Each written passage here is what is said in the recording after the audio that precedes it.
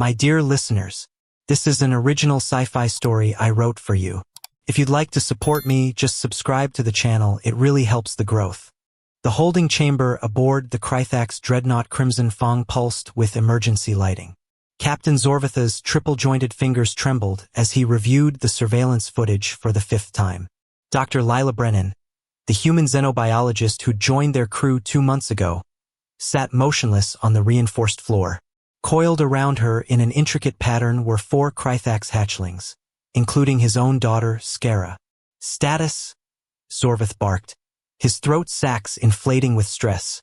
"She's been in there 90 minutes, Captain," his security chief reported. "The hatchlings' parents are demanding we storm the chamber." Zorvatha's scales rippled with dread. Krythax were ambush predators from a death world where only the fastest, most ruthless survived. Their hatchlings emerged from the spawning pools with fully developed venom sacs and hunting reflexes. At just 3 weeks old, they could bring down prey twice their size. This human, with her ridiculous soft skin and blunt teeth, should have triggered their kill response immediately. "Arm the stun cannons," he ordered. "Prepare for..." "Sir, look." His tactical officer magnified the feed. Skara, the largest hatchling, had draped herself across the human's lap, her serpentine body creating a protective barrier. Her hood, marked with the hereditary war sigils of Zorvatha's bloodline, was fully extended, not in threat display, but shielding. The other 3 hatchlings formed a triangle around them, their heads swiveling, tongues tasting the air for danger. "They're defending her," Zorvath whispered. "Impossible." Krythax hatchlings knew only hunger and dominance. They cannibalized the weak. They struck at anything that moved. "Show me how this started," he demanded. The footage rewound 7 hours. Dr. Brennan had entered the juvenile containment sector carrying only a battered satchel. The hatchlings had immediately separated, flanking her, preparing coordinated attack patterns their species had perfected over millennia. The human had noticed. Of course she had. Humans were surprisingly perceptive despite lacking thermal pits or chemical sensors. But instead of fleeing, she'd settled onto the floor and opened her bag. "Good evening, fierce ones," she'd said in heavily accented Krythax, the sibilants all wrong but somehow endearing. "I brought something to share." She'd pulled out a container of what the computer identified as dried mango, some earth fruit. Breaking pieces off, she'd placed them in a circle around herself. Skara had struck first, lightning fast, fangs bared. But not at the human, at the nearest piece of fruit.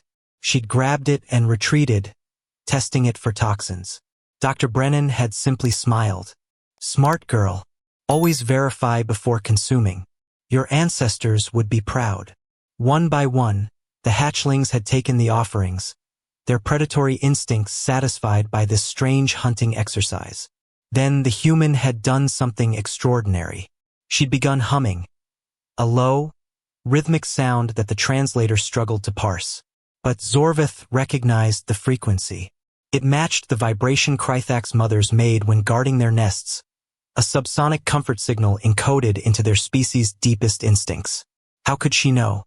The hatchlings had paused, their aggression circuits confused. This creature smelled wrong, looked wrong, but sounded safe. "My species tells stories," Dr. Brennan had continued, pulling out a worn tablet, "about the first beings on my world who learned that teeth and claws aren't just for killing. They're for protecting what matters."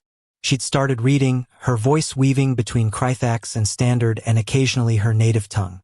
Tales of Earth's wolves, who hunted in coordinated packs. Of crocodilian mothers who carried their young gently in jaws that could crush bone. Of unlikely friendships between species that should have been enemies. "Humans learned something important," she told them, as Skara crept closer. "The strongest predators aren't those who hunt alone.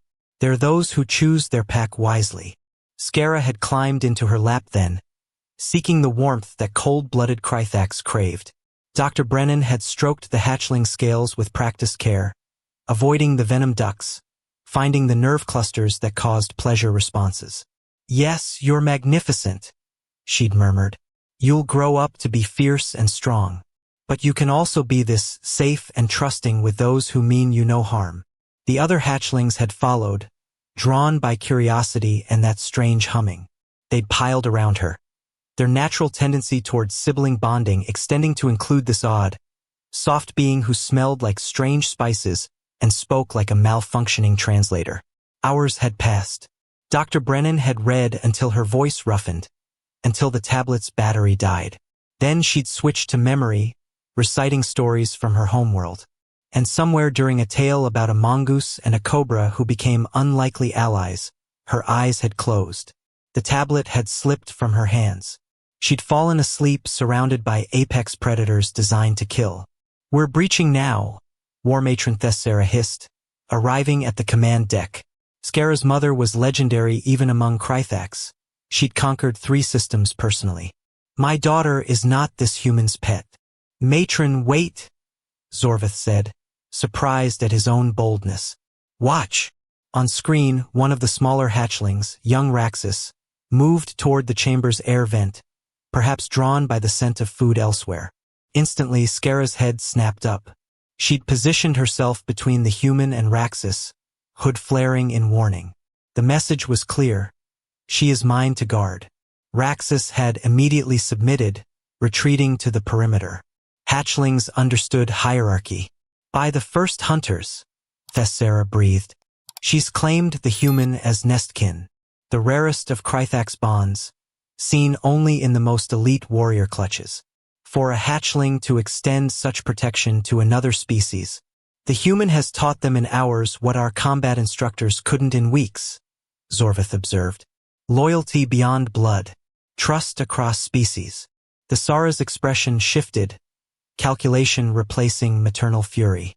"If our warriors could bond with allied species this way, we could forge an empire not of conquest, but cooperation. Making us truly unstoppable," Zorvith agreed. They watched as Dr. Brennan stirred, consciousness returning. Her eyes opened, taking in the scaled bodies surrounding her. A normal being would have screamed. Dr. Brennan grinned. "Hello, my fierce little pack," she said softly, running a finger along Skara's jaw ridge. The hatchling, who would someday command fleets, made a pleased chirping sound and pressed closer. "Ready for more stories?" the human asked, retrieving her tablet. For young predators, bred to conquer, settled around her like devoted students. And Dr. Brennan, apparently unaware she'd achieved the impossible, began reading again. Zorvith turned to Thessera. "We may have underestimated humans." The war matron watched her daughter coil protectively around the small human, her ancient warrior's heart stirred by something she couldn't name. "Perhaps humans possess what we've lost in our ages of warfare," she said quietly. "They don't see predator and prey. They see potential for pack." On screen, Dr. Brennan's voice carried through the chamber, reading tales of courage and loyalty, while 4 apex predators listened with rapt attention, learning that true strength wasn't just about venom and fangs. It was about choosing who you protected. And in that moment, both Krythax leaders understood. Humanity's greatest weapon wasn't technology or tactics. It was their infinite capacity to turn enemies into family.